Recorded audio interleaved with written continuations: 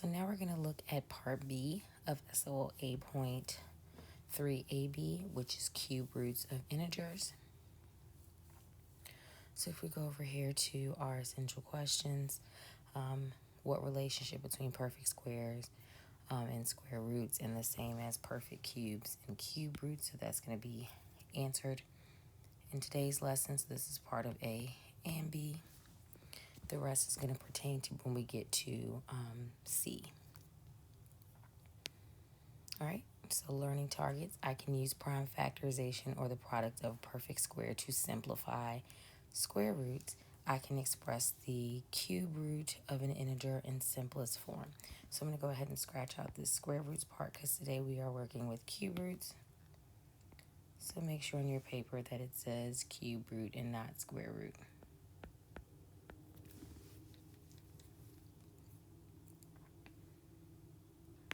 All right, so let's take a look at some definitions that we're going to use today, kind of similar to what we did with square roots, except for now we are focusing on cube roots. All right, so the cube root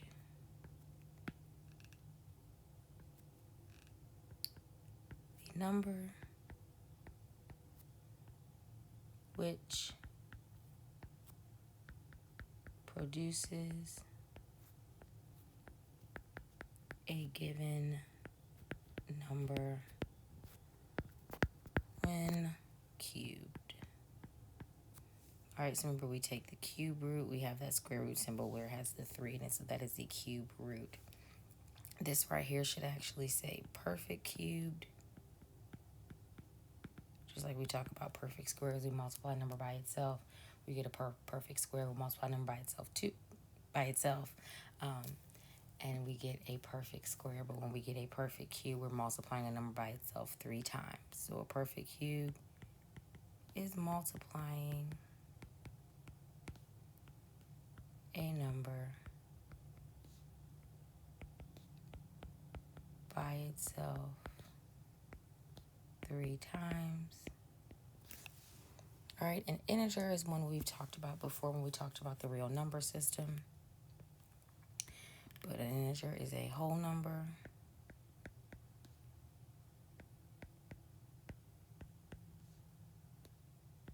and is not a fraction.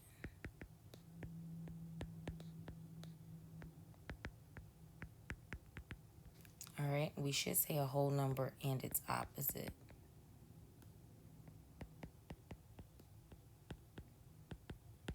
So remember, when we think of integers, we have -1, 0, +1, so on and so forth, in the positive and negative direction.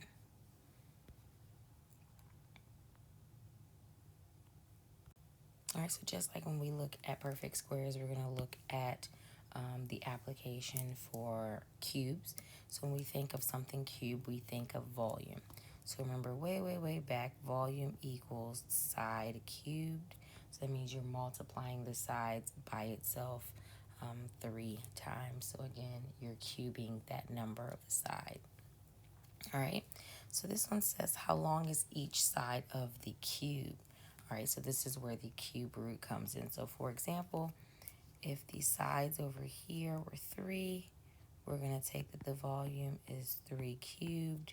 Oops, not squared, but 3 cubed. So 3 times 3 times 3 gives you 27.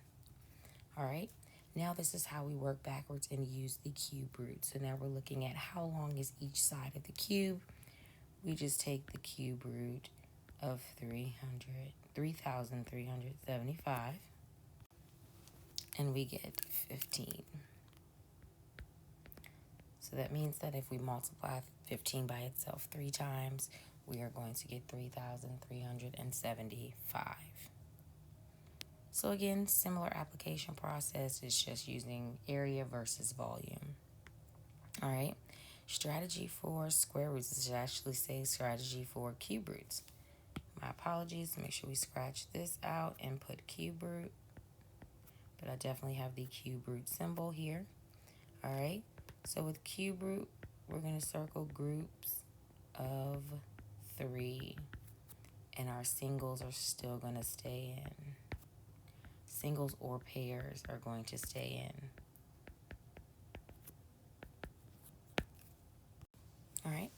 So the same way, so for example, if I have the cube root of 64, I'm going to pull 64 from underneath my radical.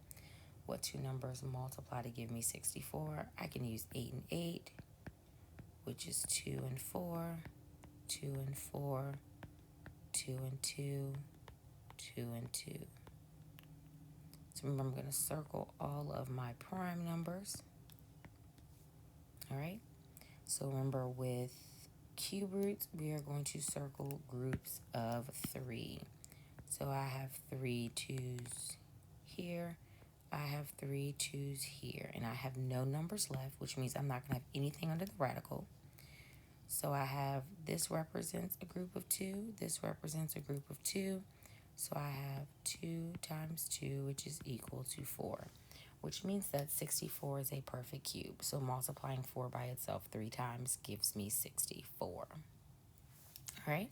So the difference between us working with square and cube roots is that with square roots, we are going to have those variables or monomial expressions. But with cube roots, we are just looking at our numbers or our integers. All right, so we have the cube root of 108. So again, I'm going to pull 108 from underneath the radical. I know that I can multiply 9 and 12 to get 108. 9 breaks down into 3 and 3. 12 breaks down into 3 and 4. 4 breaks down into 2 and 2. So I'm going to go ahead and circle my prime numbers. Remember, with cube roots, I'm circling groups of 3. So I have a group of 3 3's, which represents 1 3. And I have my pairs of 2. Since it's not a group of 3, it cannot come outside of my radical. So outside of my radical, I'm going to have 3 times the cube root of 4, because I'm just going to multiply that 2 and 2 together. All right. Now let's take a look at another example. All right, so I have the cube root of 435, right? So I want you to pause this video and see if you can simplify. So remember, pull 435 from underneath the radical and complete the prime factorization. All right, so pulling 435 from underneath my radical. Since it ends in a 5, I know it's divisible by 5, so I have 87 times 5. Then I have 3 times 29 gives me 87. All right, and we can look at this and see that we already know that 5 is prime. We know that 3 is prime. We also know that 29 is prime. Looking at this, remember, we have to have groups of 3. We don't have 3 of the same number.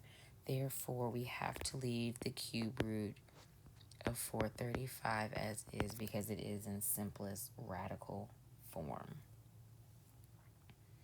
All right, so similar to square roots, we can also work backwards. So we'll be giving examples where we're giving simplest radical form, and we have to find that original radical. Again, we follow the same process. So I have 4 times the cube root of 6. All right, in order to pull that 4 outside of the radical, I had to have 3 of those 4's. And I can't forget about that 6. All right. All right, so I'm going to do 4 times 4 times 4 times 6, which gives me 384. So the cube root, or my original radical, was 384. All right, now you're going to summarize what you have learned in this lesson.